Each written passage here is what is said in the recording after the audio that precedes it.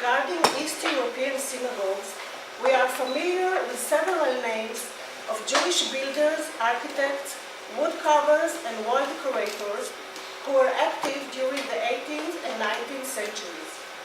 But, as Davidovich noted with sorrow, very little is known about the life dilemmas and doubts of these artists.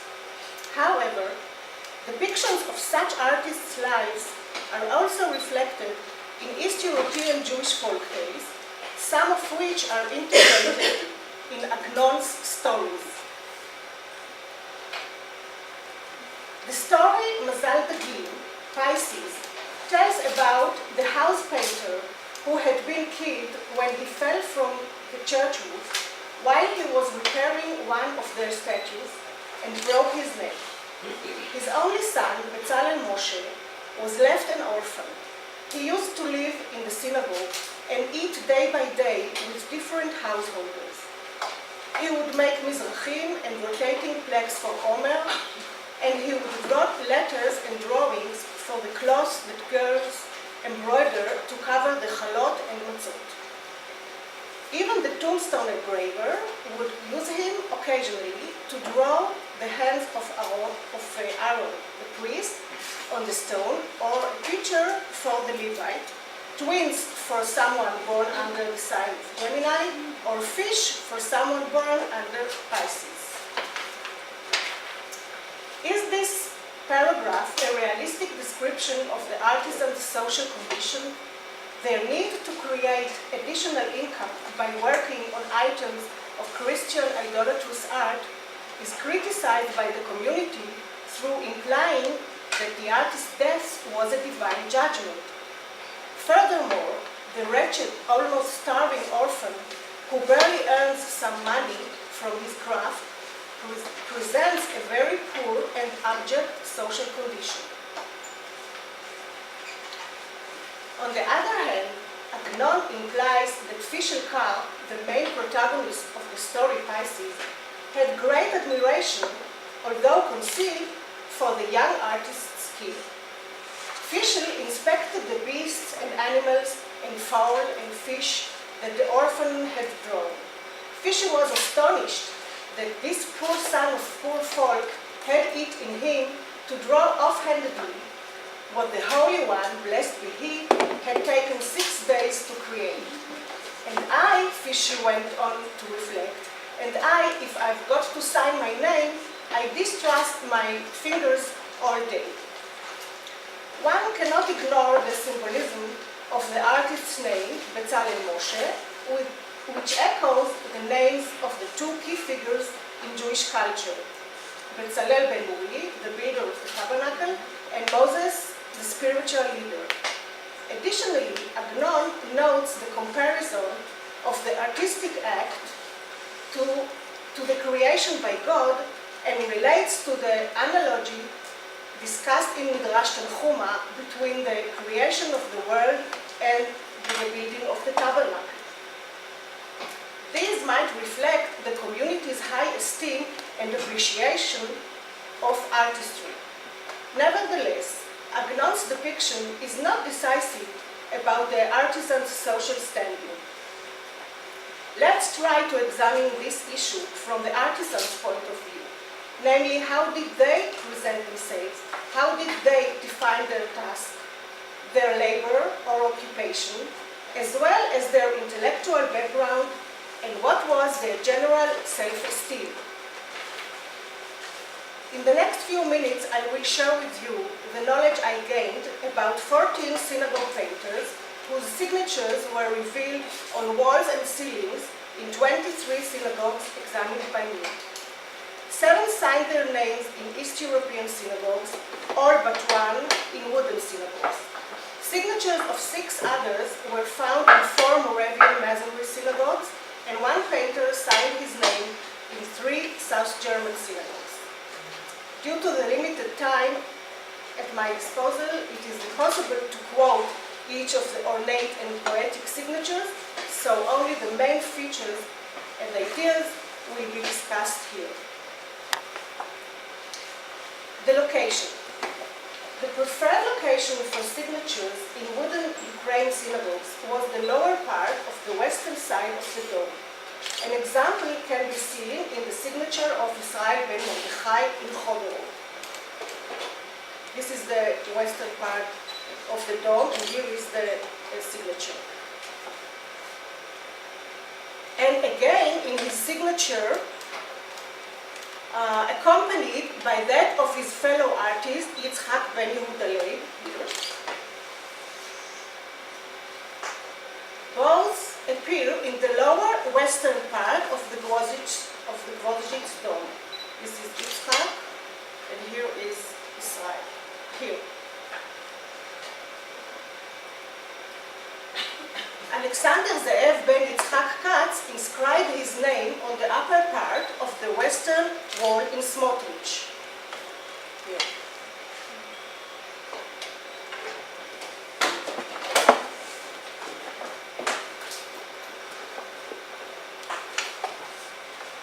The same location was chosen by Yehuda the painter for his signatures in Milkovce and in Yarishev, as well as by Chaim ben Yitzhak from Slutsk in Mohiliev.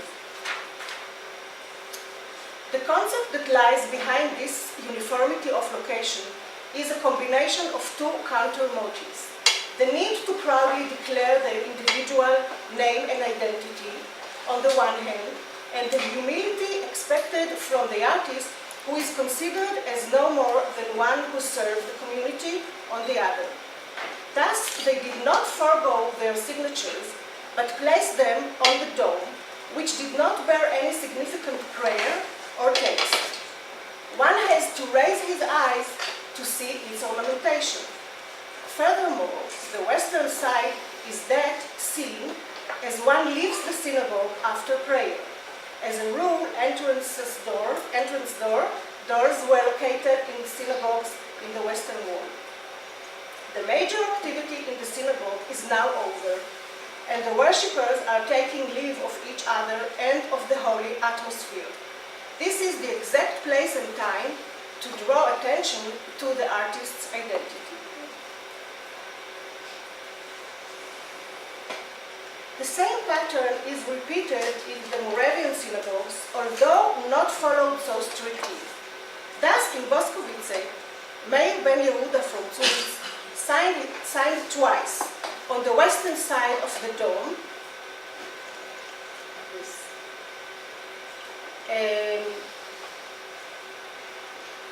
and on the western wall of the main hall, here. In addition, the center of the Boskovice dome was also used for signatures, such as that of Mordechai from Krakow, here, and Yeshayahu ben Yehuda Mahler, who was originated also from Krakow, signed his name a bit later in the center of the women's gallery vault here.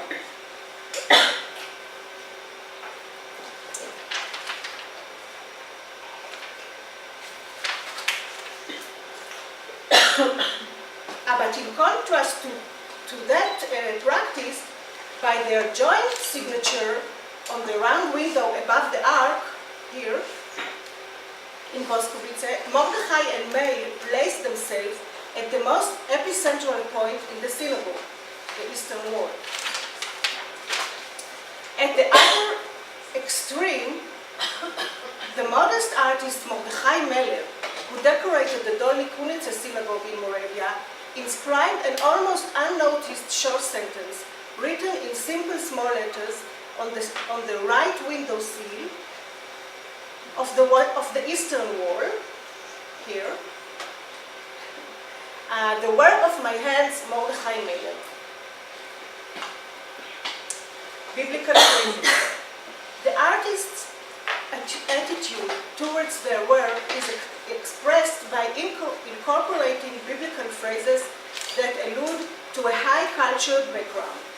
All the artists consider their efforts as a holy task. Therefore, they incorporated in their signatures biblical phrases taken from the description of the completion of the tabernacle in the desert or the construction of the temple in Jerusalem by King Solomon.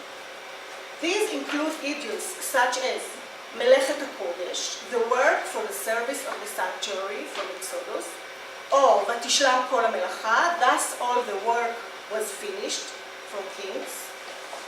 Eliezer Zussman, whose father's name was Shlomo, quoted the continuation of this verse in order to note the date of completion of his work in the Bechoven synagogue, and Solomon brought in the things which David his father had dedicated, etc.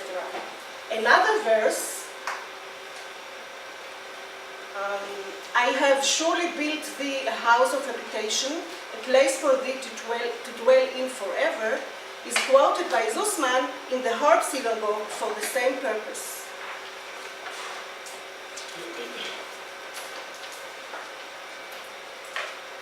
In the phrase לכבוד המקום ולכבוד הבריות, in honor of the place and in honor of the people, the word makom, literally place, has two meanings.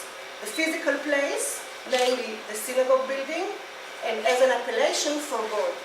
The artist adopted this expression to state their sense of obligation toward three entities: God, the place of worship, and the worshippers whom they are representing.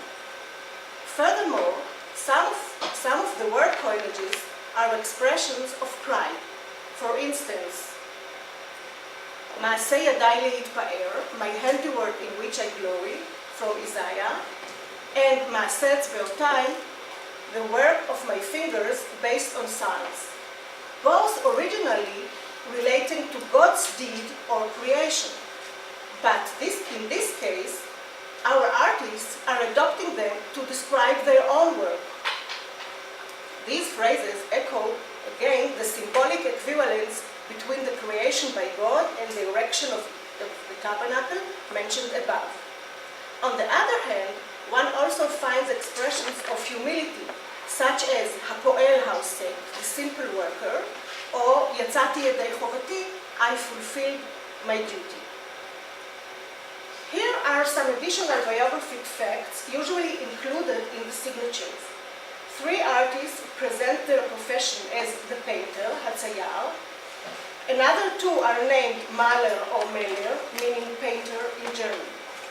This might suggest that this was their family profession for some generations.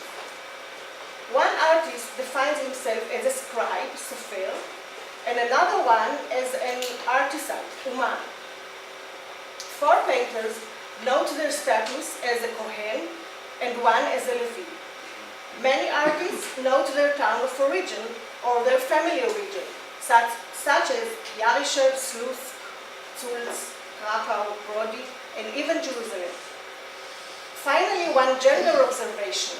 In the Horb Synagogue, Zussman mentions his wife, Rele, daughter of Jonah, as his co-partner. We have no idea what part did she play.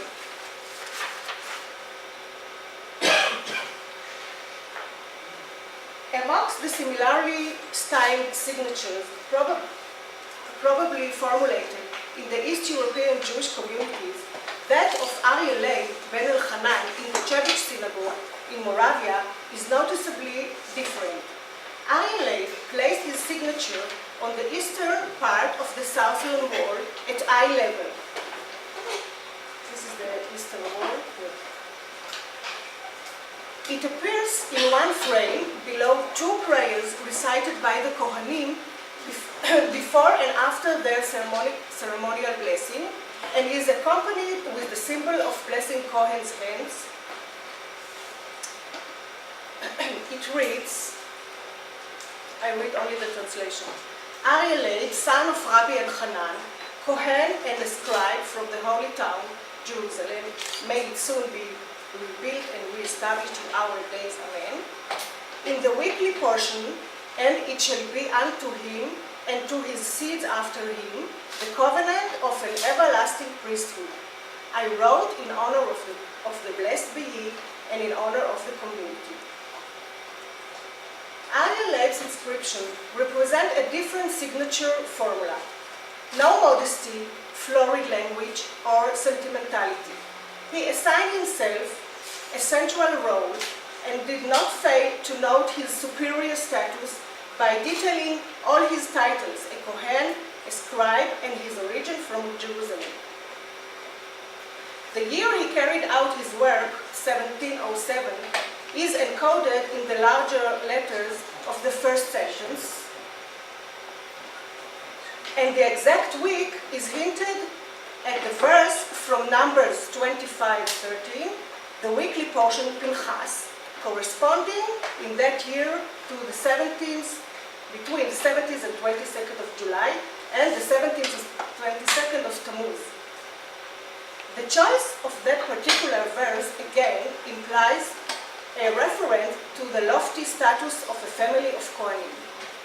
Does he represent Jerusalem's school of synagogue artisans, or it is his individual style? It's impossible to say. In conclusion, it seems that the East European artists developed a signature formula with many fairly identical elements. On the whole, the inscription is located in the upper western part of the hall, includes biblical phrases, and expresses a mixture of pride and humility, as well as a sense of holy obligation, along with great self-esteem. However, the Central European synagogues introduce a more flexible perception concerning the location and its text style. As for the poor artist Bezalel Moshe, Agnon's story Pisces probably reflects reality to a certain extent. The deep appreciation of the community towards the gifted artists is echoed in the great self-esteem expressed in their signatures. But unfortunately, the signatures don't relate to the artist's economic condition. In any case, according to Agnon, the poverty of Bezalel Moshe, who represent the artists, whoever they may be, is negligible when compared to his rich inner world, his creative passion, and his supreme spirituality. the same virtues related to the biblical Bezalel, spirit of God, wisdom, understanding, and knowledge. It seems that the same spirit emerges from the signatures discussed here.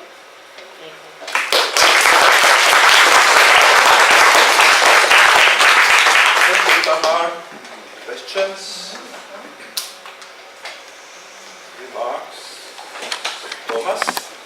Thank you for putting all that together. There's just a little hint of poverty, or your first example I was absolutely shocked because in everything that other ways that I have looked at these artists, they are profoundly educated and acknowledged by the community. And so that first example, I always got to think of schlepper artists who were limping along. But you imply we don't have enough information about their pay and their wealth or relative wealth or whatever. Still, to be imported from long distances and etc. That would seem to indicate a certain kind of upper level of society, other than the quotes that you mentioned. So I don't find anything that in the dominant literature that would suggest a minor economic artist schlepperly association with these artists. So. But I cannot answer the question because I only have the signatures and. I know, but then we cannot say very much about their economic condition. That's right. Fine. Well, but you let off with that. I only brought the Agnon story because it always brings a reflection from the life and the life of the communities in East Europe. But that was very special. That was very special. Shalom. I have a suggestion. Why don't you look at other materials? I mean, the same language, the description of the artist is in the manuscripts, for example, the 18th century. It's really, I think they are doing maybe they are doing the manuscripts, but it's really the same language. You can compare. It's close language, yes. It's a close language, and by the way, from the manuscripts we can learn, for example, on Leibniz or Erlinger, this artist, we have some information on their life and how much more or less they earn, how much work they carried out, who commissioned them, and so on. We have more information. And why not join together this kind of... Yeah, you're right. Should do it. Secondly, I hope I'll give some partial answer to your questions. I'm very, very happy that we are lecturing the same day, because I believe that this image of a poor artist, it comes from a folkloric international type, but not from the real life. And I'm going to speak in the Netherlands. Okay, just to add to this, I mean, Walter Katan, Sanua, now it's very typical in Hebrew inscription. It's always described who relates it himself. It's very typical.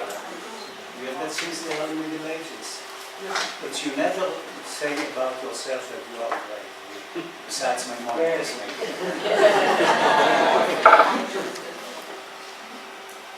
Sam, Well, one never wants to define one era by looking at situations in another, but in the late 19th and early 20th century, we begin to get much more information about individual artists, like the ones I mentioned, Willenberg and Black and others. So, while it would be a generalization, one by linking these two traditions, one might be able to flesh out some of the fundamentals of the way individual artists were approached and commissioned by congregations and the areas and they worked.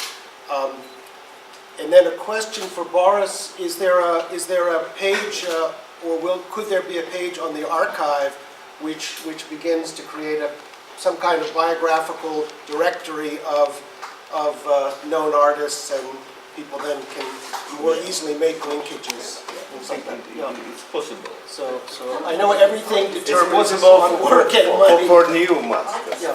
from late 19 or early 20. Because one of the painters that paint a synagogue in Novoselitsa that spoke yesterday. Yes, it's not Fishman. I spoke with some people from a native from these places. They still alive, and they spoke. The name of the master was Grove, who born in a small town Khotin. It was a very simple, pure people, men that painted synagogues in Chernovitz and all area of Bessarabia. Could the field of artist making is a standard field in this index of Jewish art, so it is of course there if it's known. I have to comment on the question. First of all, I don't know if in the 18th century the word hapoel, the worker, if it meant what it means to be today. It's connected to Berg. Yeah, because I don't know if it's because as he was, it's humility.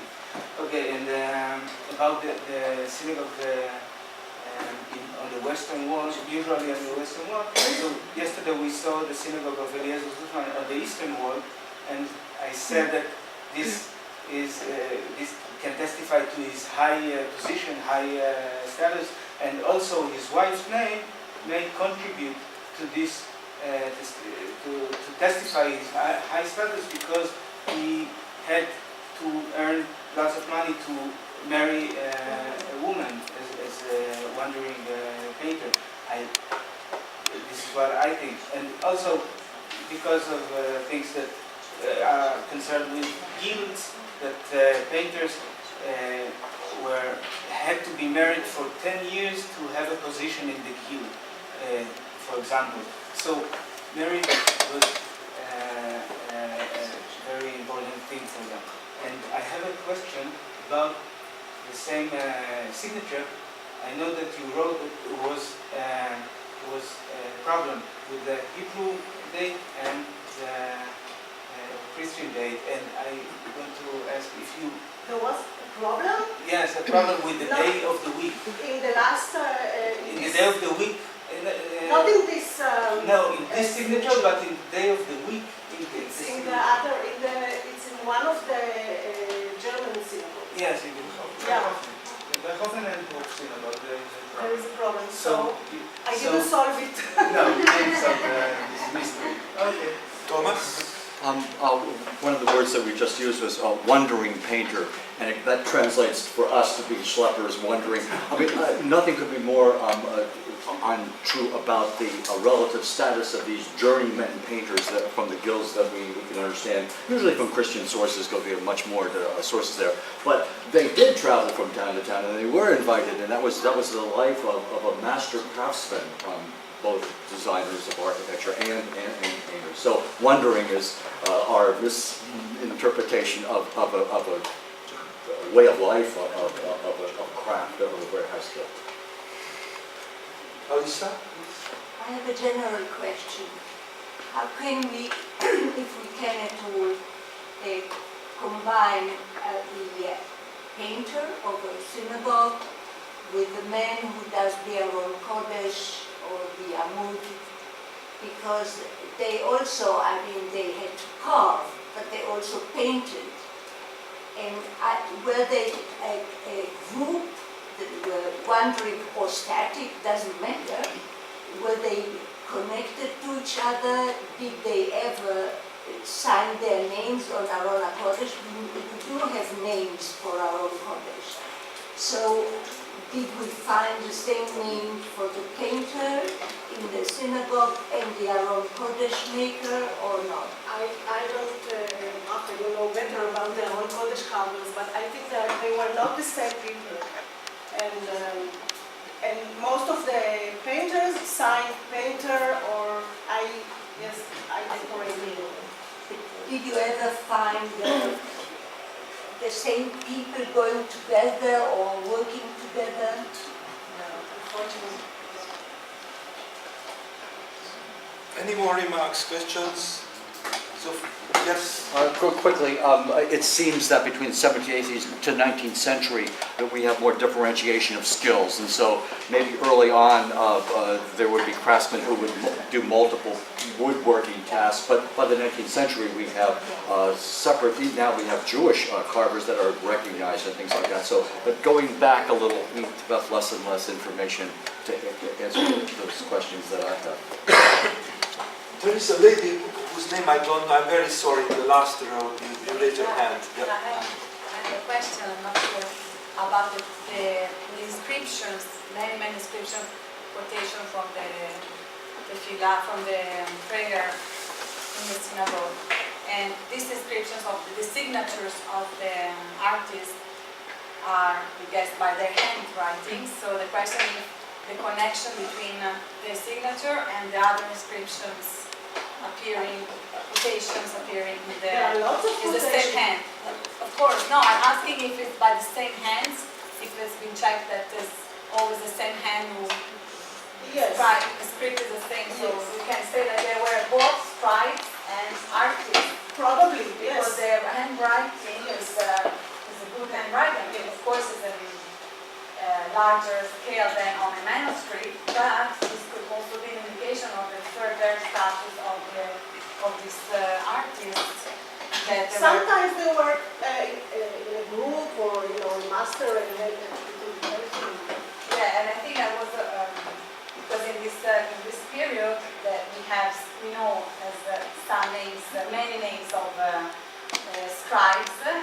So that's, I think, this link between the synagogues and the script in the synagogues and the artists of the synagogues and of the manuscripts is very, very interlaced. I mean, it should be checked more. I think it's very interesting. Zvi has a remark, and Thomas will close the session. By everything we know that the painters are the scribes that make those inscriptions as the same artists. In the 17th and 18th century, I have not read anybody who suggests otherwise. So are you saying that they're different? No, I was asking if I'm sorry. I thought you were saying that they were I'm different. asking if it is for sure, if it's that case. Because when we study, I'm from the manuscript perspective. So when you study the manuscript, as an example, even Erlingen from the same period, we assume that Erling is maybe not a good example, but another, It was a good scribe. let's say Meserich, so that we know he was a scribe and his manuscripts are decorated, illustrated, and sometimes there is a question in the style. We also have to check well his style and to see if all these manuscripts were also really decorated and by the same artist. This is a general question that raises, because I always think when I approach a manuscript, his environment, and of course there is a strict link between the artist and this scribe, and the work of the artist of the synagogue. So I was just, this is a note, it's like a thing that should be more marked in further research. I'm talking to myself too. Tzvi, and then with you we close the session. Okay, I think it's not always true.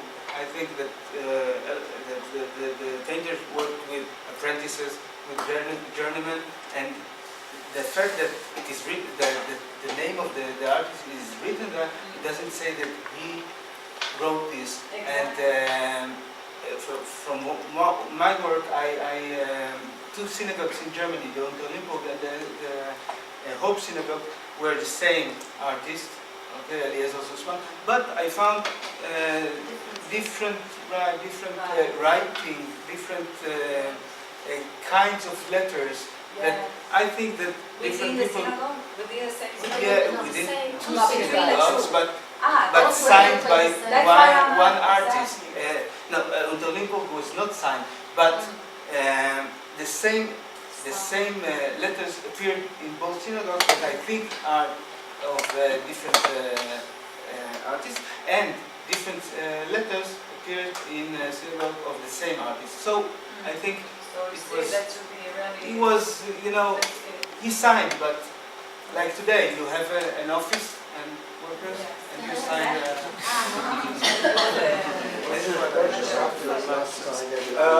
Thank you for the great session. Before the